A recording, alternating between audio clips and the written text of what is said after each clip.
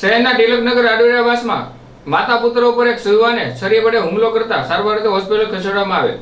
ભાવનગર શહેરના તિલકનગર આડોડિયાવાસમાં રહેતા તેજલબેન દીપકભાઈ પરમાર અને તેનો પુત્ર નિહાલ પરમારને કરચલિયાપરામાં પરમાર ફળીમાં રહેતો કિશન મકવાણાએ 1500 રૂપિયા ઉછીના આપ્યા હતા, જેનું વ્યાજ 3 ગણું લેતા તેજલબેને ના પાડતા કિશન ઉશ્કેરાઈ જઈને બંનેને છરી વડે હુમલો કરી નાસી છૂટ્યો હતો, જેને લઈને ઘોઘા રોડ પોલીસ સ્ટેશનમાં ફરિયાદ નોંધવાની તજવીજ હાથ ધરી છે.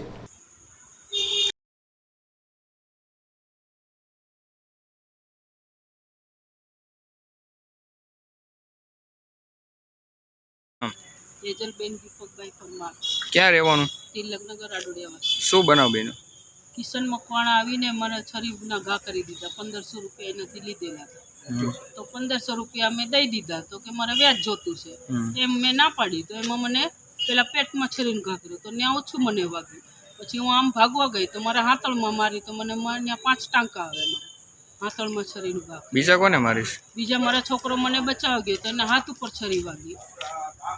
3-4 છરીના અમને ઘા કર્યા, પણ આ 1-2 છરી વાગ્યો અમને. કેટલા જણા હતા? એક જ હતો. એક